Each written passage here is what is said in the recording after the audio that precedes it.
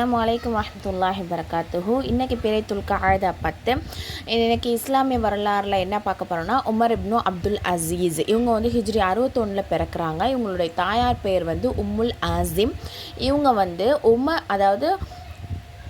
Umar ibn Abdul Azeez வந்து Umar அலிக்கு வந்து மகன் வழி பேரன். இவங்களுடைய வரலாறை பற்றி பார்க்கோம் அப்படின்னு பார்த்தோம்னா, உமர் அலியோடைய ஆட்சி காலத்தில் ஒரு முறை என்ன பண்ணுறாங்கன்னா, பொதுமக்கள் யாரும் பாலில் வந்து தண்ணீரை கலக்கக்கூடாது அப்படின்னு அறிவிப்பு செஞ்சுருந்தாங்க.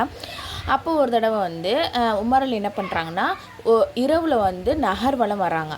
சரிங்களா? அப்படி வரும்போது உமர் அலி வந்து ஒரு வீட்டுக்கு அருகில் வரும்போது பேசுகிற சத்தம் விளங்குது.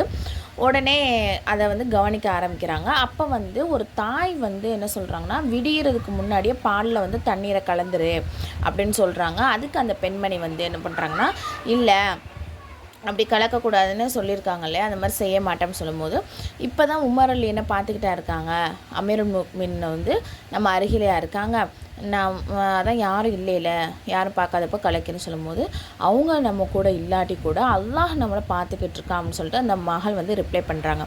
உடனே வந்து உமர் அலி வந்து இந்த பேச்சுவார்த்தை நடக்குது இல்லையா, இதை கவனிச்சுட்டு உடனே அவங்க வீட்டுக்கு போய் அவங்களுடைய மகன்கிட்ட வந்து நீ இன்ன பெண்ணை வந்து என்ன பண்ணிக்கணும், திருமணம் செஞ்சுக்கிட்ட அப்படின்னு சொன்னால் அரபு நாடுகள் முழுவதையும் ஆளுகின்ற ஒரு ஆண் மகன் பிறக்குவான் அப்படின்னு நான் நம்புகிறேன் அப்படின்னு சொல்கிறாங்க.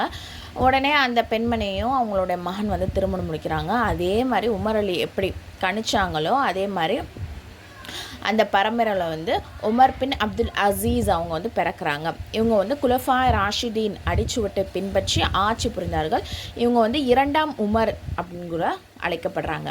அடுத்தது அன்னலாரின் அற்புதம், ஒட்டகத்தின் வேகம் கூடுதல்.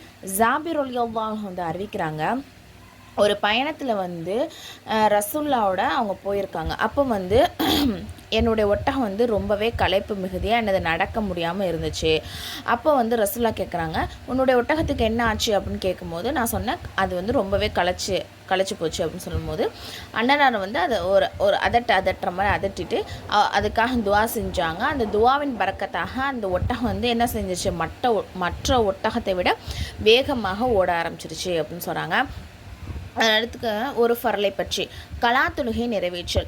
தொழுகை வந்து மறதியாக விட்டாலோ அல்லது தொழுகையோட நேரத்தில் வந்து தூங்கிட்டாங்க அப்படின்னு சொன்னாலோ திரும்ப அவங்களுக்கு நினைவு வரும்போது என்ன பண்ணணும், உடனே அதை தொழுதுறணும். அப்படி தொழுகிறது வந்து ஃபர்லை.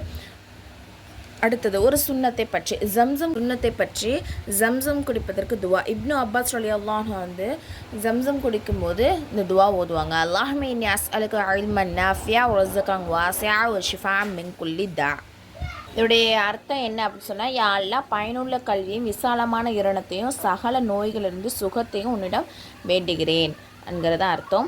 ஒரு முக்கியமான அமலுடைய சிறப்பு, நபிஸல்லல்லாஹு சொல்கிறாங்க, இஸ்லாமை வந்து வாழ வைக்கின்ற எண்ணத்தில் கல்வி கற்கும் அந்த காலகட்டத்தில் யார் ஒருத்தவங்க மூத்தா போகிறாங்களோ அவங்க சுவனத்தில் வந்து அவருக்கும் நபிமார்களுக்கும் இடையே ஒரே ஒரு படித்தரம் தான் எனது வித்தியாசத்தில் இருப்பாங்க, அவ்வளோ நெருக்கத்தில் இருப்பாங்க. சரிங்களா? ஒரே ஒரு படித்தரம் தான் வித்தியாசத்தில் இருப்பாங்க.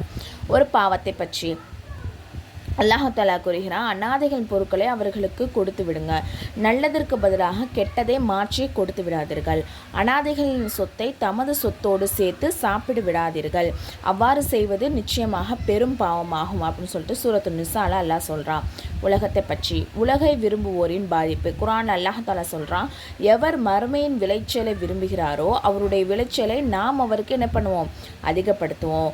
யார் இவ்வுலக விளைச்சலை மட்டுமே விரும்புகிறாங்களோ அவர்களுக்கு நாம் அதிலிருந்து ஓரளவு கொடுக்கிறோம், மேலும் அவருக்கு மறுமையில் யாதொரு பங்குமே கிடையாது.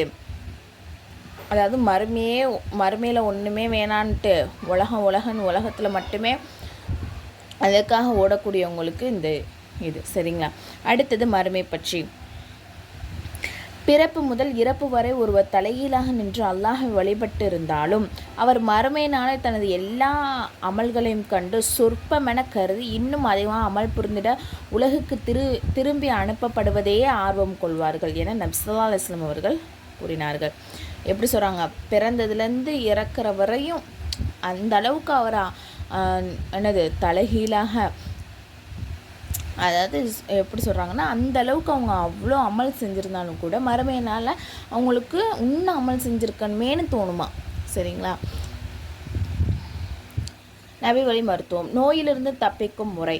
பாதி உடல் நிழலிலும் பாதி உடல் வெயிலிலும் உட்காருவதை அண்ணன் நபிசாசம் தடை செய்துள்ளார்கள். விளக்கம் என்ன அப்படின்னு சொன்னால், மருத்துவ ரீதியாக ஒரே சமயத்தில் பாதி உடல் நிழலிலும் பாதி உடல் வெயிலிலும் இருக்கும்படி அமர்வது உடல் நலத்திற்கு என்னது கேடு விளைவிக்கக்கூடியதாக இருக்குது. அண்ணனாரின் அறிவுரை. நபிசாசம் சொல்லியிருக்காங்க, அபுதர், நீ எங்கிருந்தாலும் அல்லாஹுக்கு அஞ்சுவீராக. பாவம் ஏதும் நிகழ்ந்துவிட்டால் உடனே நற்செயல் ஒன்றை செய்வீராக. இது அந்த பாவத்தை அழித்துவிடும். மக்களுடன் நற்பண்புடன் பழகுவீராக. இன்ஷா அல்லாஹ் இன்றைக்கி நீங்கள் தெரிஞ்சுக்கிட்ட விஷயத்த உங்களுக்கு தெரிஞ்சவங்களுக்கு எத்தி வைங்க. அஸ்ஸலாமு அலைக்கும் வரஹ்மத்துல்லாஹி வபரகாத்துஹு.